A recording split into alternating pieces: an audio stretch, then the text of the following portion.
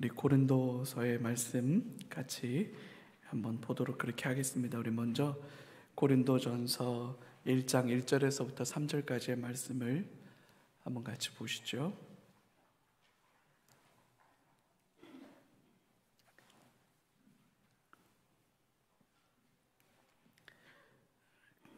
우리 한 목소리로 같이 읽습니다. 하나님의 뜻을 따라 그리스도 예수의 사도로 부르심을 받은 형 소스데네는 고린도에 있는 하나님의 교회 그리스도 예수 안에서 거룩하여지고 성도라 부르심을 받은 자들과 또 각처에서 우리의 주 곧 그들과 우리의 주 되신 예수 그리스도 이름을 부르는 모든 자들에게 하나님 우리 아버지와 주 예수 그리스도로부터 은혜와 평강이 있기를 원하노라. 아멘. 이제 교회들에게 보내는 편지들이죠. 지난주에는 로마서를 살펴봤는데 오늘은 고린도 교회에 보낸 바울의 편지입니다. 편지를 시작하면서 하나님의 뜻을 따라서 그리스도 예수의 사도로 부르심을 받았다라고 바울 사도가 자기 자신을 소개하는 거죠. 하나님의 뜻으로 하나님이 부르셨다, 그렇게 소개하고 시작하는 것을 우리는 좀 주의 깊게 봐야 됩니다. 이거는 개인적인 바울의 서신이 아니라 하나님께서 선택한 사도 바울이 교회를 향해서 주고 있는 메시지다, 이렇게 봐야 되는 거죠. 그래서 고린도전서는 바울과 소스데네라고 하는 대필이지요. 바울이 직접 친필로 쓴 편지는 아닌 것 같고, 아마 바울이 불러주면 옆에서 소스데네라고 하는 사람이 그걸 받아 적은 그런 것 같아요. 그래서 편지 말미에 가면 바울이 직접 내가 친필로 너희에게 문안한다, 그렇게 얘기를 하고 있습니다. 고린도 교회를 소개하면서 바울이 이런 표현을 써요. 고린도에 있는 하나님의 교회다. 고린도 교회를 향해서 고린도에 있는 하나님의 교회, 이런 표현을 씁니다. 근데 그 표현이 몇 가지로 이렇게 변주가 돼서 나타나는데, 하나님의 교회라는 표현과 또 그리스도 예수 안에서 거룩하여진 사람들이라는 표현을 써요. 거룩해진 사람들이라는 표현이죠. 또 하나는 성도라고 부르심을 받은 사람들이라는 표현을 씁니다. 그러면서 각처에서 우리의 주 곧 그들과 우리의 주 대신 예수 그리스도의 이름을 부르는 모든 자들에게, 이렇게 표현해요. 하나님의 교회라는 표현과 예수 안에서 거룩하게 된 사람들이라는 표현과 성도로 부르심을 받은 사람들이라는 표현과 예수의 이름을 부르는 자들이라는 표현이 교회를 설명하고 있는 수식어예요. 그러니까 하나님의 교회 1번, 예수 안에서 거룩해졌다 2번, 성도라고 부르심을 받았다 3번, 예수님의 이름을 부른다 4번. 이게 교회를 묘사하고 있는 다양한 표현들이죠. 교회가 어떤 곳이냐, 교회는 어떤 공동체여야 하느냐라고 하는 것과 관련해서 고린도 교회에 보내는 그 편지의 서두에서 굉장히 상세하게 설명해 주고 있어요. 왜 그럴까요? 왜 이렇게 교회에 대한 상세한 다양한 설명들을 하는 걸까요? 고린도 교회가 어떤 면에선 교회답지 않아서 그래요. 고린도 교회는 참, 주여, 초대교회에도 그런 교회가 있었군요. 그래서 어떤 의미에서 위로가 되는, 그때도 그랬군요. 그때도 그랬군요. 여러분, 교회가, 우리가 초대교회를 설명할 때 초대교회의 아름다움과 그 영광스러움을 말하곤 하는데, 교회가 그렇게 아름답지만은 않은 여전히 연약함 가운데 있었던 시점들이 많아요. 교회는 그래서 완성을 향해 가는 거예요. 그래서 여러분, 왜 우리 교회는 이래? 라고 너무 말하지 마요. 왜냐하면 교회는, 지상의 교회는 싸우는 교회예요. 완성을 향해 가는 교회예요. 거룩의 길을 걸어가는 교회예요. 주님의 온전함을 이루어가기 위해서 몸부림치는 게 교회예요. 그래서 연약해요. 그래서 흔들리고요. 그래서 넘어져요. 잘했다는 건 아니에요. 흔들리고 넘어지고 실패하는 게 잘하는 건 아닌데, 우리는 그 과정 중에 있다. 우리는 그 과정 중에 있다. 그걸 좀 이해하면 우리가 좀 오늘을 받아들일 수 있는 힘이 좀 더 생기는 거죠. 오늘을 견뎌낼 수 있는 힘이 좀 더 생기는 거죠. 그래서 오늘 우리의 연약함과 한계 속에도 불구하고 우리는 하나님의 온전한 교회를 바라보는 거예요. 그리고 그걸 꿈꾸는 거예요. 그리고 그렇게 되기를 사모하는 거예요. 그렇게 되었으면 좋겠다. 몸부림치는 거예요. 그게 교회일 거예요. 우리가 평생 아마 그런 교회를 만들어 가지 않나 싶습니다. 그래서 이 고린도 교회에 어떤 일들이 있었길래 바울이 고린도 전서를 쓰고 고린도 후서를 쓰나, 그 내용을 조금 살펴보도록 하죠. 첫 번째, 고린도라고 하는 도시를 좀 이해하고 넘어가면 좋을 것 같아요. 고린도라고 하는 도시. 아니, 연 목사가 왜 이 거룩한 성경 강좌에 저 헐벗은 자매를 저렇게 올려놨나 할 텐데, 굉장히 유명한 명화죠. 아프로디테예요. 이 자매가 여신이죠. 비너스. 그 비너스라고 하는 이름, 아프로디테라고 하는 여신, 같은 여신이에요. 이 아프로디테라고 하는 이 비너스라고 하는 여신이 고린도의 주신입니다. 그러니까 이렇게 헐벗은 여신이 고린도의 주신이다 보니까 고린도라고 하는 도시가 어떤 도시였을지 감이 오시죠? 예, 그런 도시였습니다. 고린도라고 하는 도시는 고대 헬라의 아주 주요한 도시 중에 하나예요. 아테네, 그다음에 코린토, 그다음에 스파르타, 이렇게 몇몇 아주 그 그리스 도시 연합 국가잖아요. 고대 그리스는 그 고대 도시 연합 국가인 이 그리스에서 고린도라고 하는 동네는, 도시는 아주 유서 깊은 전통적인 도시 중에 하나였어요. 근데 이 도시가 주전 146년경에 로마에 의해서 멸망당합니다. 로마가 점령하면서 도시를 거의 다 파괴시켜버려요. 그렇게 파괴시켰다가 주후 46년에 우리가 아는 그 시저, 율리우스 시저, 그 시저, 황제를 시저라고 하잖아요. 이 시저의 후예들이라서 다 그 다음부터는 황제라고 하는 일반 명칭으로 시저, 카이사르, 그게 영어로 하면 시저라고 읽는데, 그 카이사르라고 하는 게 보통 명사가 돼서 그 다음부터는 쭉 이어져 내려가는 거예요. 그 율리우스 시저라고 하는 사람이 이 고린도라고 하는 도시를 재건시켜요. 주 46년경에. 그러니까 우리 예수님이 부활하시고 승천하시고 한 16년 정도 지난 뒤에 바울이 선교 여행을 방문할 때가 AD 52년에서 54년경쯤 됐을 거라고 생각이 되는데, 아마 그 당시 AD 54년을 전후해서 아마 사도행전에 고린도에 처음 들어가는 시점일 거예요. 그러니까 그거보다 10년이 채 되기 전에 고린도가 재건됐는데, 그러면 무슨 얘기냐? 신도시였다는 뜻이에요. 폐허가 됐던 도시를 다시 재건했어요. 로마의 국력과 기술과 또 로마의 그 아름다움을 가지고 재건한 신도시로 재건됐어요. 그러니까 신도시가 됐으니까 얼마나 사람들이 많이 모여들었을까요? 그리고 그때 당시에 가장 따끈따끈하게 생겨난 신도시였기 때문에 엄청나게 많은 사람들이 모여들었고, 그 도시는 사람들로 붐비는 곳이 됐어요. 그래서 아가야라고 하는 지방, 예를 들어서 경기도라고 하는 지방의 수도가 수원이잖아요. 그런 것처럼 아가야라고 하는 지방의 중심 도시, 역할을 고린도가 하고 있었고, 고린도는 항구를 끼고 있는 도시였습니다. 항구 도시. 그래서 항구를 끼고 있으니까 무역업이 발달했겠죠.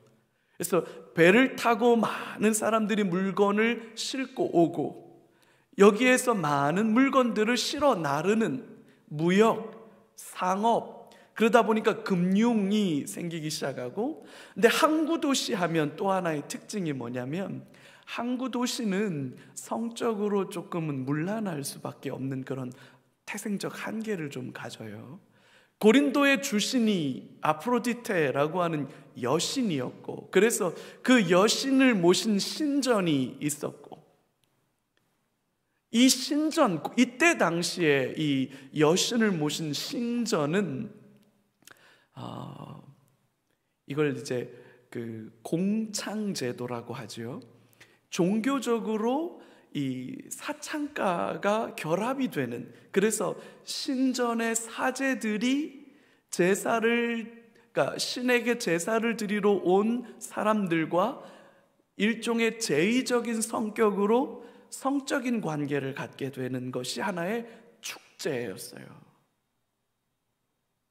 그런 축제가 벌어지기 때문에 신전에는 여사제들이 있었는데, 지금도 발굴되는 기록에 의하면 최소한 1000명 이상 되는 여자 사제들이 이 아프로디테 여신의 신전에 거주했었다라고 하는 기록이 나올 정도로 1000명이나 되는 여사제들이 그 일들을 해왔던 그런 곳이었어요. 그러니까 도시의 문화 자체가 성적인 기준이 없는 거예요. 그러니까 쾌락과 즐거움을 추구하는 일에 있어서는 절제와 윤리와 도덕이라고 하는 어떤 게 없었던 도시인 거예요. 고린도는 무역이 성행하니까 돈도 있고요,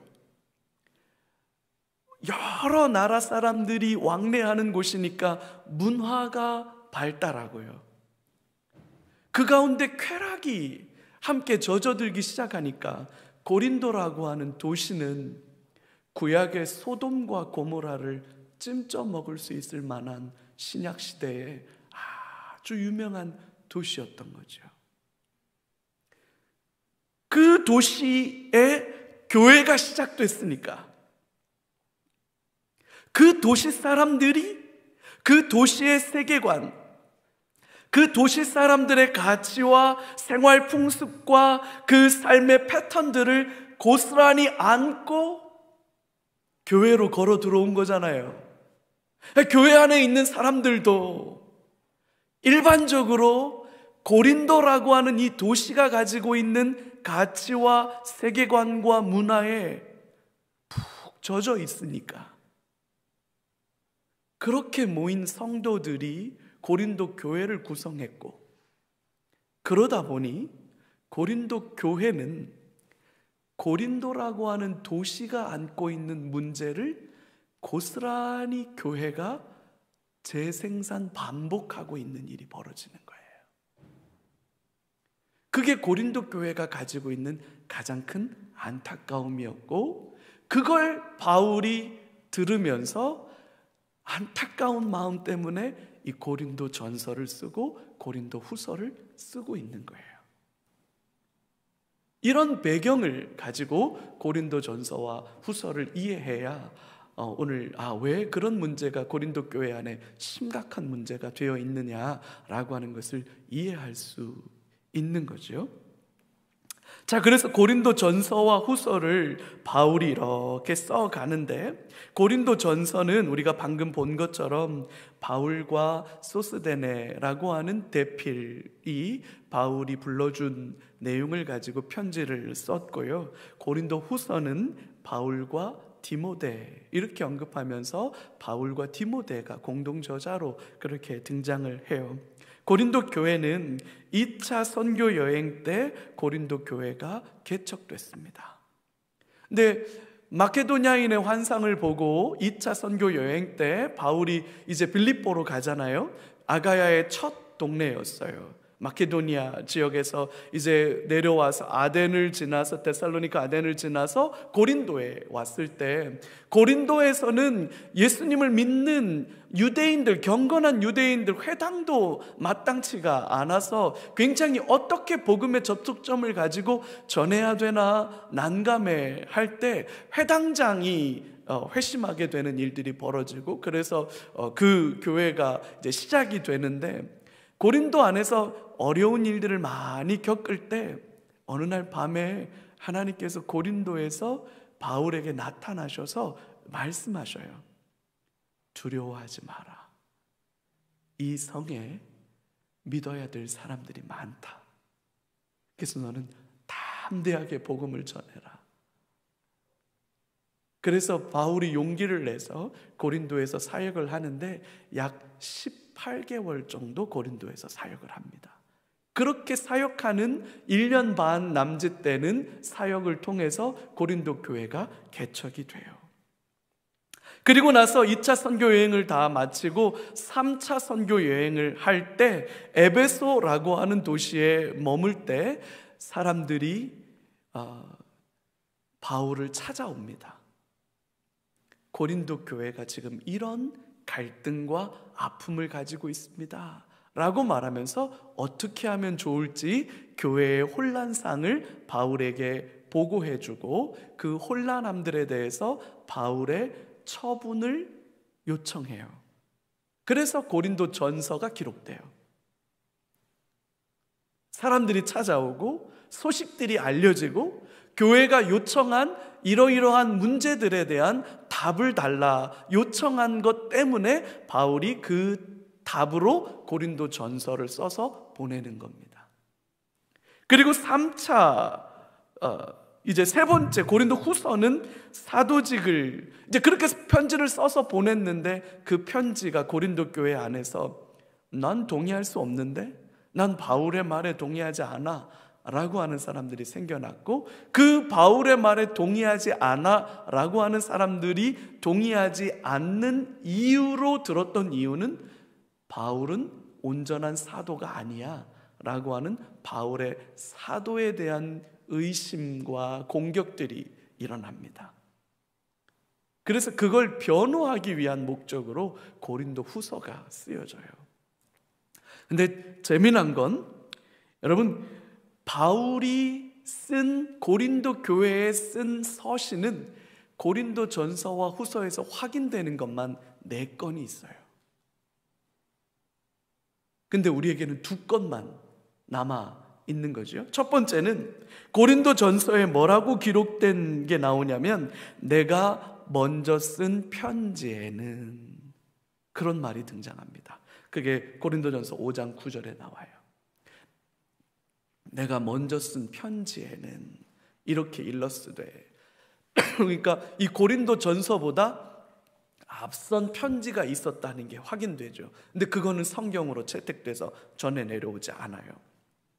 그리고 나서 2번째 고린도 전서가 쓰여지고 3번째 또 하나의 편지가 쓰여졌는데, 이건 고린도 후서 2장 4절과 7장 8절에 언급되어져 있어요.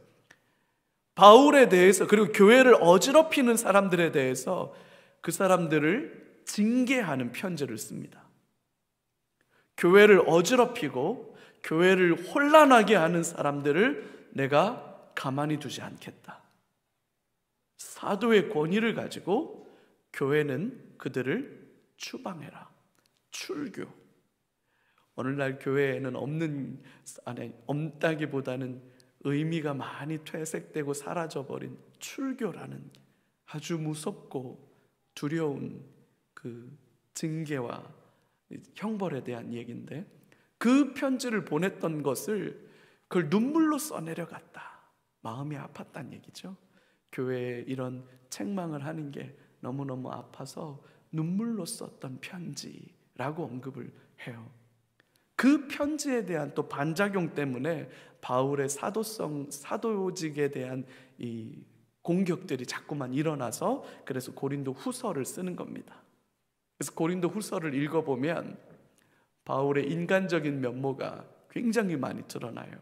고린도 후서 뒷부분에 가면 그들이 이스라엘이냐? 나는 베냐민 지파다. 그들이 그리스도인이냐? 정신없는 말 하지 말라 그래라.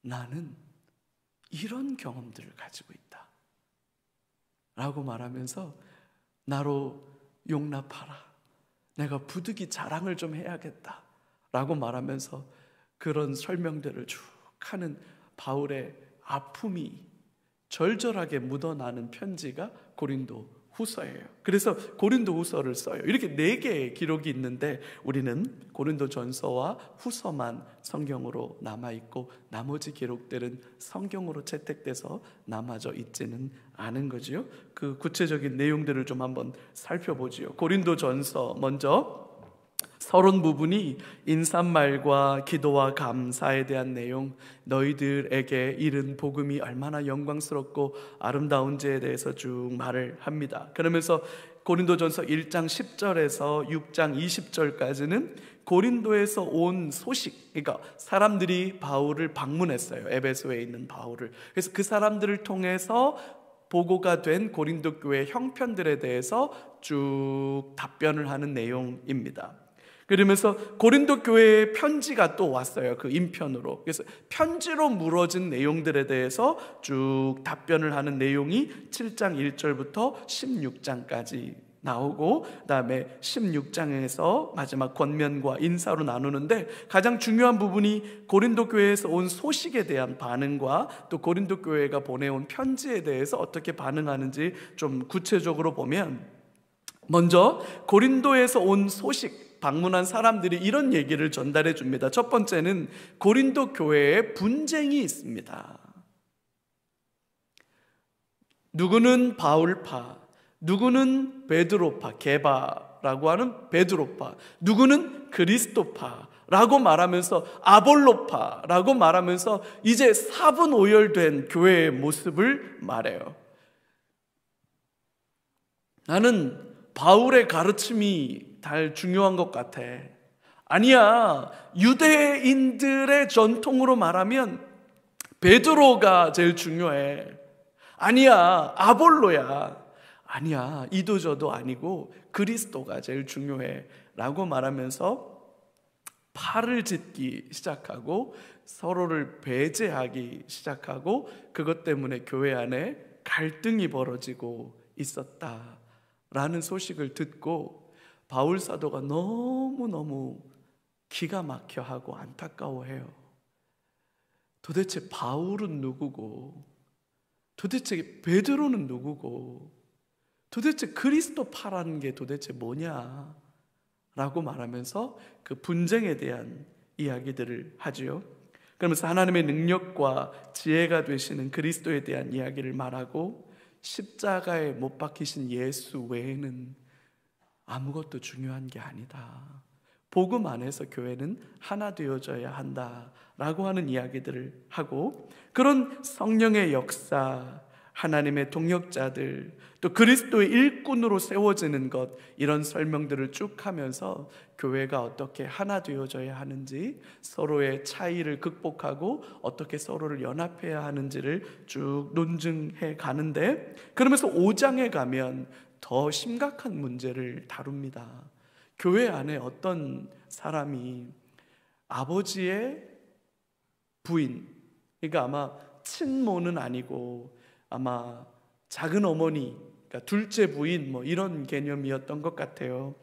그렇게 어떤 성적으로 부적절한 관계를 갖게 되었는데 교회가 이 문제를 다루지를 못하는 거예요. 그리고 이런 부도덕한 일이 일어났는데 교회가 분명한 기준을 가지고 아닌 것을 아니라고 말하면서 이 문제를 다루었어야 하는데 이 문제를 다루지 못하고, 이 문제를 다루지 못하는 이유는 뭐 때문이냐면 고린도 도시 안에 있는 성적인 부도덕함이 그대로 교회 안으로 들어와 있는 거예요. 교회가 세상에 영향을 주는 게 정상인데 그게 바로 세상의 소금과 빛이라는 의미 아닙니까? 그래서 교회를 통해서 세상의 부패와 세상의 타락이 막아지는 게 정상인데 거꾸로 교회가 세상의 영향을 그대로 받는 거예요. 세상의 악함과 세상의 연약함들이 그대로 교회에 들어오는 거죠. 그러다 보니까 세상의 문화가 교회 안에까지 들어와서 흐르게 되는 거예요. 그래서 이 문제를 너무나도 심각하게 보면서 분명하게 이 범죄한 그 사람을 교회에서 내어보내라. 교회에서 내어보내라고 그렇게 권면합니다. 뿐만 아니라 교회에서 다툼이 났는데 그 다툼이 세상 법정 소송으로 갔다는 것을 바울 사도는 굉장히 안타까워해요. 교회 안에 하나님의 말씀이 있고 진리가 있는데 어떻게 그 하나님의 말씀과 진리가 있는 교회가 세상의 법으로부터 이 문제를 해결받냐? 그건 참 부끄러운 거다 라고 말하면서 교회 안에서 질서가 세워지기를 촉구합니다.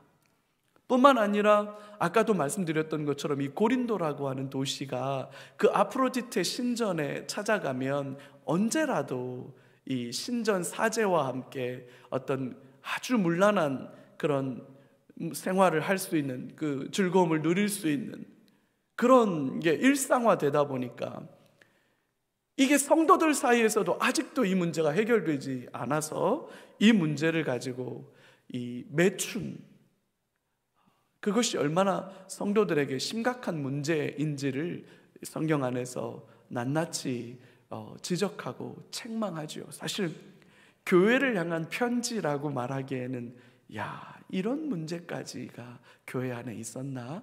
라는 생각이 들 정도로 참 안타깝고 아쉬운 상황들인데 고린도 교회 안에 그런 일들이 있었던 것 같아요. 그러면서 이제 7장 1절부터 16장 12절까지는 고린도 교회가 이제 글로 물어온 내용들에 대해서 하나씩 답변을 하게 됩니다. 결혼과 가정생활, 아까 봤잖아요. 성적으로 무너지면 제일 크게 타격을 입는 게 가정이에요. 가정이 무너지죠. 가정이 지켜지질 않아요. 그러니까 교회 안에 성도들이 가정이 다 무너지는 거예요.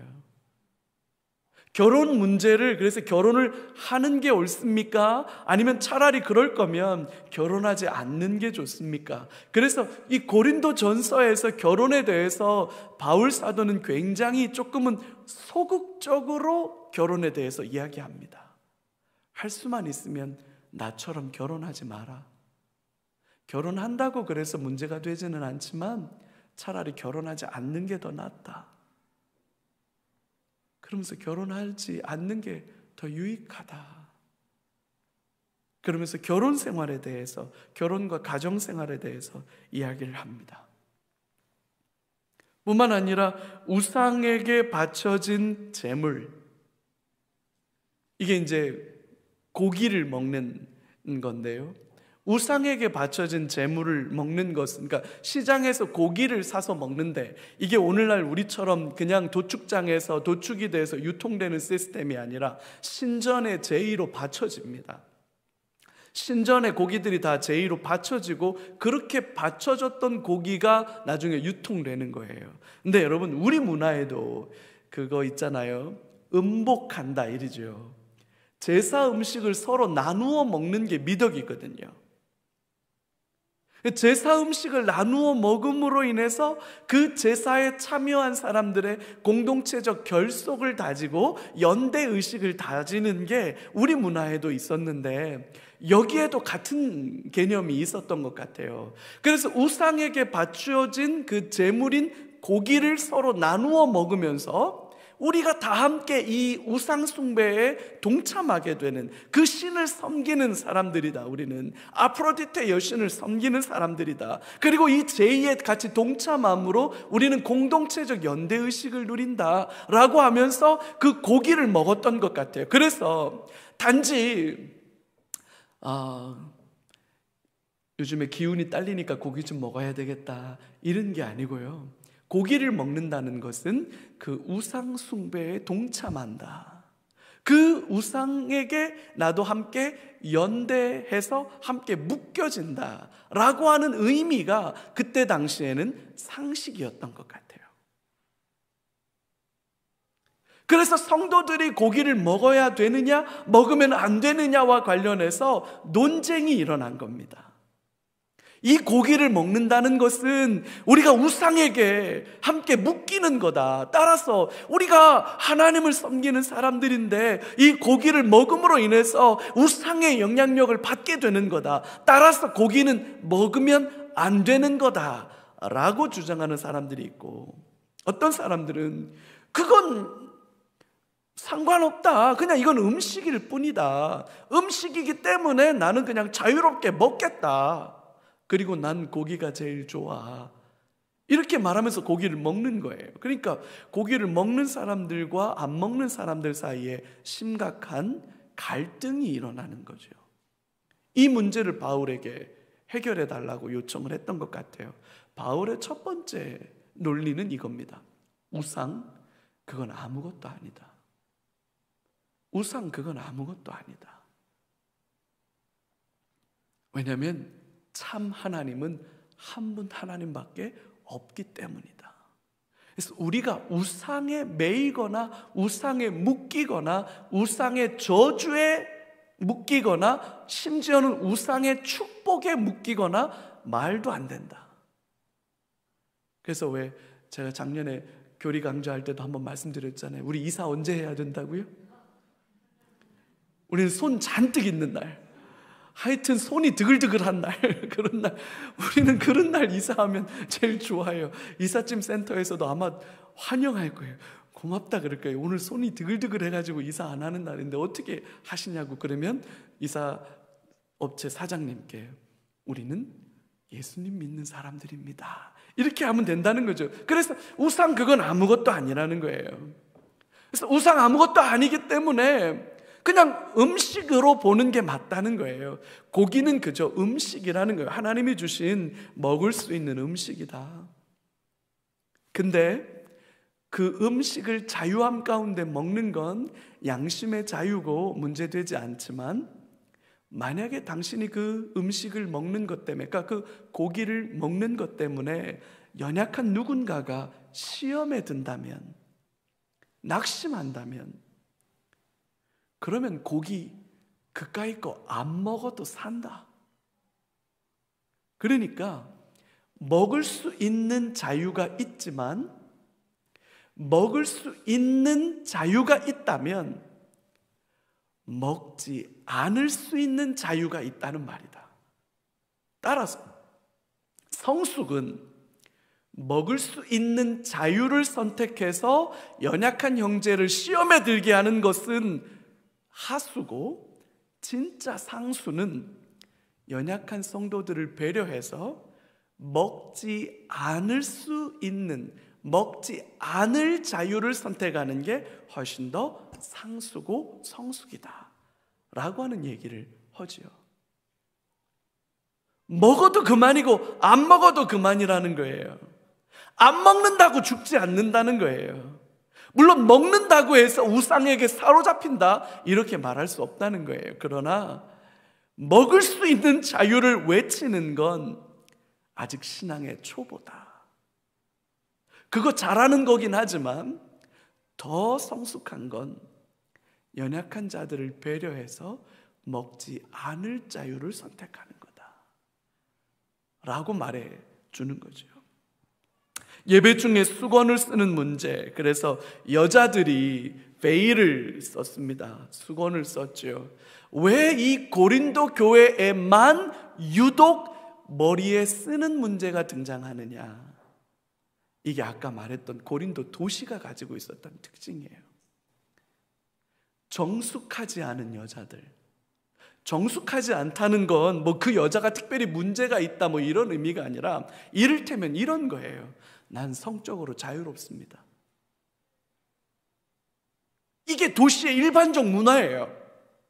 내가 결혼했든 안 했든, 내가 유부녀든 아니든, 아니면 당신이 유부남이든 총각이든 상관없다는 거예요. 왜냐하면 그건 일반적으로 그건 개인의 선택이고 개인의 즐거움이고 개인이 얼마든지 할 수 있다는 거예요. 그래서 여자들이 그런 의미에서 자유롭게 복장을 하고 다녔고, 특별히 그런 부분에 있어서 대부분의 문화 속에서 여자들이 자신의 정결함을 나타내는, 여러분 로마 문화에도 그런 문화가 있습니다. 그래서 여러분 로마 그 이때 시대의 그 문화적 배경을 가지고 있는 드라마나 영화들을 보면 여러분 귀부인들이 다 뭘 쓰고 나옵니까?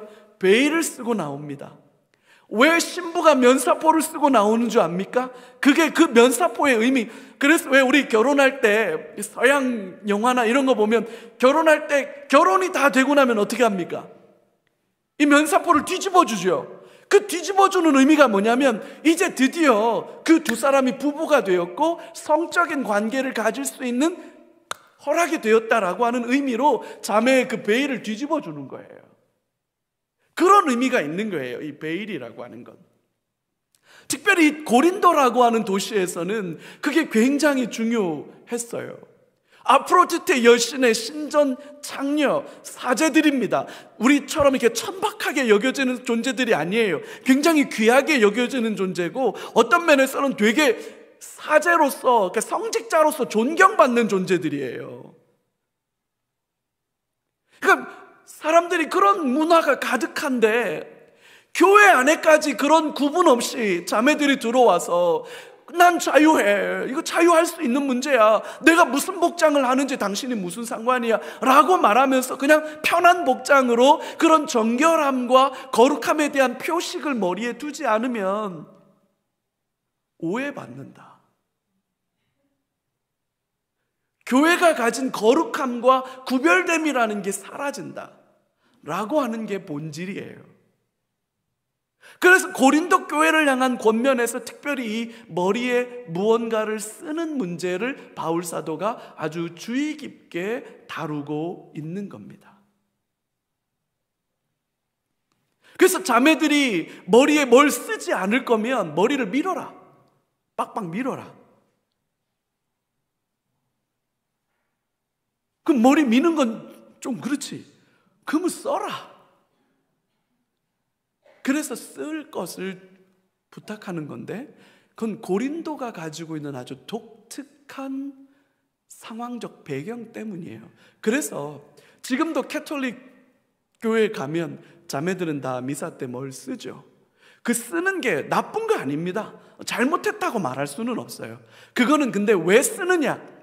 나는 거룩하게 구별된, 난 하나님의 기준과 원칙을 가지고 너희 몸은 하나님이 거하시는 성전이다 라고 하는 그 말씀으로 나는 정결한 자매입니다, 난 그렇게 막 살아가는 자매가 아닙니다 라고 하는 표시로 머리에 쓰는 거예요.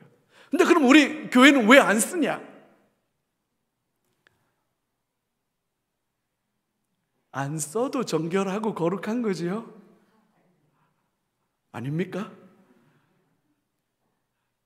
그래서 우리 개혁교회는 굳이 꼭 써야 된다, 그건 고린도 교회가 가지고 있는 특수함이었지, 이걸 모든 교회의 모든 시대의 보편성으로 자매들은 늘 뭔가를 써야 된다라고 보는 건 조금 과잉된 해석이다. 우리는 이렇게 보는 거예요. 근데 쓴다고 틀렸다 이렇게 말할 수는 없어요. 캐톨릭에서 그거 쓴다고 그래서 뭐 잘못했다라고 말할 수는 없지만, 근데 캐톨릭은 이거를 보편적인 명령으로 받고 있는 거예요. 그래서 언제나 자매들은 미사 안에 들어올 때는, 성전 안에 들어올 때는 써야 된다라고 생각을 하고 있는 차이가 있는 거죠. 왜 이 문제가 등장했는지에 대한 배경을 우리는 좀 이해하고 있기 때문에 그렇게 보고 있습니다. 뿐만 아니라 성만찬을 두고 일어난 분열인데요, 가난한 사람들과 부유한 사람들, 아까 고린도 도시가 한 70만 정도, 바울 당시에 복음을 전할 때 70만이면 여러분 우리 수원시가 120만이거든요 지금. 근데 70만이면 여러분 엄청난 도시인 거예요. 근데 그 70만이 되는 도시의 약 3분의 2 정도가 노예였다고 그래요. 그러니까 빈익빈 부익부 현상이 굉장히 심한 도시였을 거예요. 그래서 가난한 사람들은 매우 어렵고요, 또 부자들은 굉장히 부자였어요. 그래서 이 성찬을 하는데, 오늘날 우리 교회는 성찬을 이렇게 쬐끄만 거 이렇게 쬐끔한 거 하고 쬐끔 마시게 하잖아요. 근데 이건 오늘날 변형된 성찬이었고, 그때 당시에는 그냥 일반적인 식사였던 거예요. 식사였기 때문에 성찬을 하는데 자기 집에서 가져다가 먹었던 것 같아요. 그러니까 부자들은 파리 바게트 뭐 이런 거 가지고 와서 맛있게 먹는 거예요. 이게 꼬르동부르에서 뭐 이렇게 얘기하면서 막 먹는 거예요. 이거 뭐 포도주도 이게 소믈리에가 뭐 이러면서 막 먹는 거예요. 그러면서 이것 좀 먹어봐요 라고 하면서 먹는 거예요. 그러니까 자기들끼리는 삶의 수준이 있으니까 맛있는 빵 먹고 맛있는 포도주 먹고 막 그 식탁의 교제를 누리는 거예요. 그게 이제 그 성찬이었던 거예요, 그때 당시는. 근데 가난한 사람들은 뭐가 없어. 그러니까 가져올 것도 별로 없는 거예요. 그러니까 쭈뼛쭈뼛 하게 되겠죠. 근데 그렇게 막 뭐 꼬르동부르 뭐 이러면서 막 먹는 사람들 옆에 가서 정말 옛날에 벤또 싸가셨던 분들은 아실 거예요. 내가 반찬이 소세지다 그러면 도시락 과감하게 까죠. 나도 까놓고 먹자 이러고 까는데 반찬이 늘 김치다, 늘 무말랭이다, 아니 무장아찌다 뭐 이러면 이 도시락 잘 못 가는 거잖아요. 우리 청년들이 이게 뭔 말인지 모르죠. 똑같아요. 그래서 이것 때문에 배부른 사람들은 막 배부르고 막 포도주 많이 먹어가지고 막 기분 좋고 막. 근데 그 옆에 가난한 성도들은 상대적으로 슬픈 거예요. 슬픈 거예요. 그것 때문에 가난한 성도들과 부자 성도들 사이에 갈등이 일어났는데, 이런 문제까지도 바울에게 들고 오나? 바울이 이런 얘기까지도 고린도 교회에 아버지 하면서 그 문제에 답을 해줘요. 방언의 남용, 은사가 또 충만한 교회, 문제 많은 교회인데 또 기도 세게 하는 또 이분들이 막 기도 세게 하다 보니까 막 은사가 막 나타나는 거예요. 이때 당시에는 성경이 완성되지 않은 시대니까 기사와 표적으로 하나님의 역사들이 막 나타났던 것 같아요. 신유의 은사, 방언, 예언, 막 천사의 말, 통변, 막 이런 은사들이 막 나타나니까 이게 막 할 줄 아는 사람들은 센 사람, 그렇지 못한 사람들은 막 하는 막 그런 방언의 남용에 대해서, 은사의 남용에 대해서 그건 교회의 덕을 위해서 하는 거다라고 하는 얘기를 해주죠. 뿐만 아니라 성도들의 육체의 부활에 대해서, 또 가난한 자들을 위한 헌금, 서로 돌아보아라, 서로 섬기라 라고 하는 이야기들을, 이건 고린도 교회가 바울에게 물어봤던 내용들을 이렇게 설명을 해주면서 끝이 납니다. 자, 그러면서 이제 고린도 후서를 볼게요.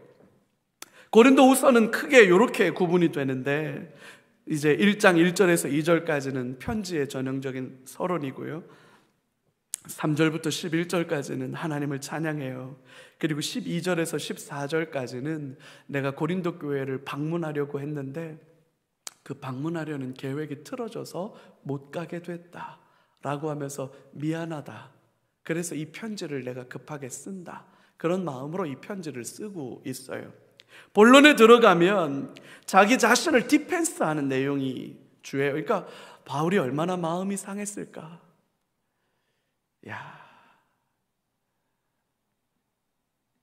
담임 목사가 돼서 고린도 후서를 읽으니까 부목사 때하고 또 달라요. 선자리에 따라 주시는 은혜가 다르구나. 그래서 그러면서 또 바울이 자기 자신이 왜 그런 일들을 지난번 편지, 그러니까 징계하고 내보내라, 교회에서 말 안 들으면 내보내라. 교회는, 여러분, 목사는, 우리 도유정 목사님 이제 지난번에 목사 안수 받았는데요, 목사는 두 가지를 위해서 목숨을 걸도록 요청하고 그 두 가지 요청에 서약할 준비가 된 사람에게 안수해요. 이거는 사도적 권위와 전통으로 안수하는 거예요. 안수받은 사역자들은, 그래서 여러분, 똑같이 우리가 성도지만 교회에서 공적으로 안수받은 사역자들은 다른 거예요. 사도적 권위로 안수받은 거기 때문에요. 근데 이 목사는 뭘 가지고 두 가지 서약을 하느냐? 첫 번째, 하나님의 말씀을 바르게 강론하겠습니다. 교훈권이라고 그래요. 교리권이라고도 말하고, 담임 목사에게 주어진 가장 중요한 담임 목사의 책무예요. 위임 목사가 가지고 있는 가장 중요한 책무는 뭐냐면 교훈, 교리권이라고 해요. 여러분, 이 교회는, 우리 장로교회에서도 위임된 목사가 허락하지 않은 가르침을 가르치면 칠입니다. 안 됩니다, 그거.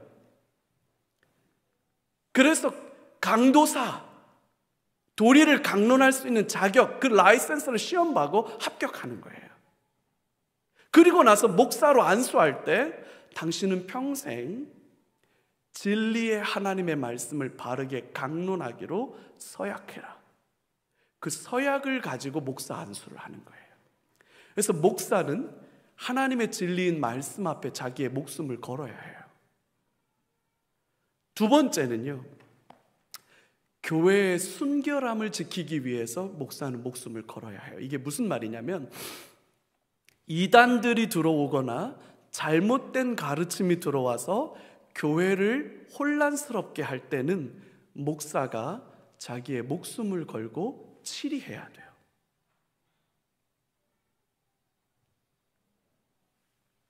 교회를 지키기 위해서, 교회의 질서를 지키기 위해서, 교회의 순전함을 지키기 위해서 목사는 목숨을 걸도록 돼 있어요. 그걸 치리권이라고 그래요. 이 두 가지가 위임 목사가 가지고 있는 굉장히 중요한 거예요.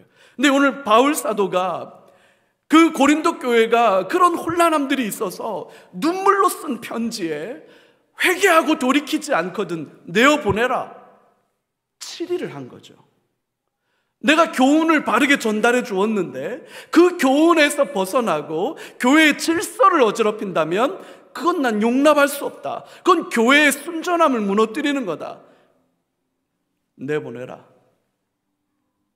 이제 그 부분에 대한 설명을 좀 해요. 눈물로 쓴 편지라고 말하면서, 그러면서 거짓 사도들과 대조해서 바울 자신의 사역을 변호하는 이야기를, 그래서 나로 좀 자랑하게 하라, 이런 것들을 자랑하겠다라고 말하면서 설명을 하죠. 바울이 말하는 이 새 언약의 일꾼인 바울의 자신에 대해서 2장 14절에서부터 7장 4절까지 고린도 교회를 향해서 너희는 그리스도의 향기다. 근데 여러분, 이 향기라는 말을 우리가 좋은 냄새로만 생각하는데 바울은 좋은 냄새로만 말하지 않습니다. 누군가에게는 죽음에 이르게 하는 냄새다, 이렇게 표현해 놨어요.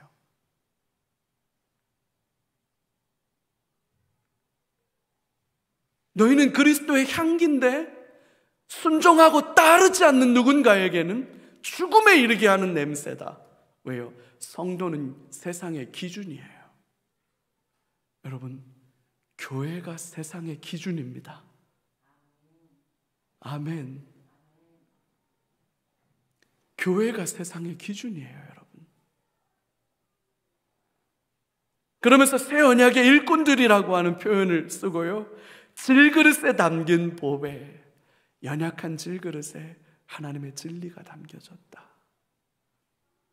겉사람과 속사람에 대해서, 또 화목하게 하는 직분에 대해서 우리는 살아계신 하나님의 성전이다. 그러면서 고린도 교회를 향해서 다시 한번 교회의 본질을 깨닫도록 권면해 주죠. 헌금에 대한 이야기를 합니다. 8장 1절에서 9장 15절까지.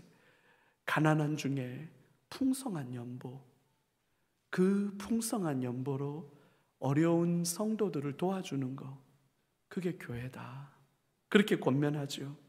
디도와 그의 동역자들에 대한 추천의 이야기들을 하고 가난한 성도를 섬기는 연보에 대해서 설명을 해줍니다. 그러면서 10장 1절에서부터 12장 21절까지는 거짓 사도들과 대조해서 바울의 사역을 변호합니다. 아까 눈물에 쓴 편지로 고린도 교회에 그런 사람들은 쫓아내라, 교회에서 쫓아내라 그렇게 얘기했다 그러잖아요. 그 사람들이 순순히 교회를 나가겠습니까? 바울이 없는데. 그러니까 바울이 그렇게 가고 싶었던 이유가 그런 것 때문에 가요. 내가 직접 가서 이 문제를 해결할 텐데 너희들이 이 상황에서 나를 보면 너희들이 감당할 수 있겠어? 막 굉장히 격앙돼 있는 거죠, 바울도.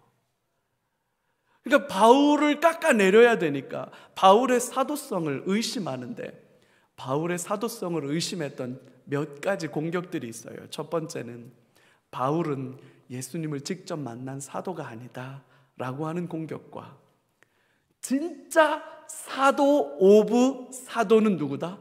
베드로다. 그래서 베드로를 들먹거리면서 나는 베드로의 추천을 받아온 사람입니다 라고 말하면서 베드로의 권위에 기대어서 바울을 깎아내리는 일들을 했던 것 같아요. 그래서 그 바울이 쫓아내라고 한 사람들이 자기들을 디펜스하는 논리로 사용했던 것 같아요. 또 하나 결정적인 것은 바울이 표현하기에는 육체의 가시라고 표현했는데 아마도 이런 것 같아요. 바울은 다른 사람들이 명백하게 인식할 만한 치명적 약점을 가지고 있었던 것 같아요. 어떤 사람은 그게 눈의 질환이었다, 어떤 사람은 그게 간질 같은 발작 증세였을 거다, 아니면 뭐 어떤 사람은 특별한 어떤 질병이었을 거다, 이렇게 얘기를 하는데 성경 안에 정확한 언급이 없기 때문에 특정하기는 어려워요. 근데 바울이 가졌던 그 핸디캡은 첫 번째, 사람들이 다 금방 인식할 만큼 표가 도드라지는 약점이었던 것 같아요. 그래서 그걸 육체의 가시다. 그러니까 바울도 이걸 알았던 것 같아요. 그래서 이게 내게서 떠나가기를 3번이나 기도했다. 근데 하나님이 뭐라 그랬다고요? 내가 약할 때 내 은혜가 너에게 족하다. 나는 그래서 내 약함을 자랑할 거다. 그렇게 말하는 거죠. 약함을 자랑한다. 여러분, 이게 얼마나 아름다운 고백이에요. 그러면서 바울은 내가 40에 하나 감한 매를 5번 맞았어. 나 돌멩이로 맞았고 나 죽은 줄 알고 사람들이 나를 버렸었어. 일주야를 내가 바다 깊은 곳에 있었어. 여행의 위험, 강도의 위험, 동족의 위험, 이방인의 위험, 헤아릴 수 없는 고난을 당했어 라고 말하면서 자신의 고난을 그렇게 증명하죠. 뿐만 아니라 은사를 가지고 말하는 사람들이 많으니까 바울 사도가, 그래? 은사? 나도 좀 얘기해 볼까? 내가 3층 천에 올라간 적이 있어. 근데 나라고 표현하지 않아요. 내가 그런 사람을 알고 있다. 마치 3자인 것처럼 설명하는데 자기 얘기예요. 문맥상 딱 자기 얘기예요. 근데 바울은 의도적으로 그걸 3자적 관점에서 얘기해요. 정말 말로는 설명할 수 없는 것들을 난 보고 들었어. 그러나 난 그걸 자랑하지 않아. 그런 거 자랑하지 않아 라고 말하면서 바울이 자기의 일을 말하죠. 그러면서 고린도 교회를 향한 염려와 근심을 말합니다. 내가 고린도 교회를 이만큼 안타까워하고 사랑하고 있다. 그러면서 권면적으로 끝 인사를 하고 있는데, 여러분, 고린도 교회는 연약한 교회였어요. 참 연약한 교회였어요. 바울 사도에게는 아마 마음의 큰 짐이었을 거예요.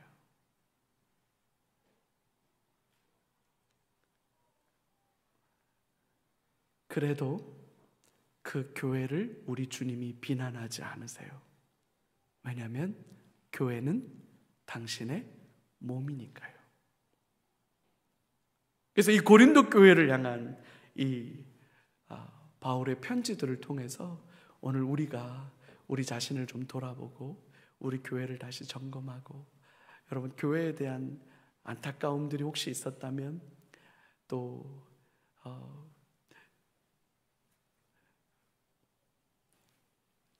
우리 주님이 이끌어 가실 그 일들을 우리가 같이 꿈꾸고 소망하실 수 있었으면 좋겠고, 주님이 원하시는 그 교회, 주님이 꿈꾸시는 교회, 건강한 교회, 행복한 성도들로 우리 모두가 세워질 수 있도록 여러분이 고린도 교회를 우리가 반면 거울 삼아서 우리 안에 하나님의 일들을 위해서 기도해 갈 수 있는 저와 여러분들이 꼭 됐으면 좋겠습니다.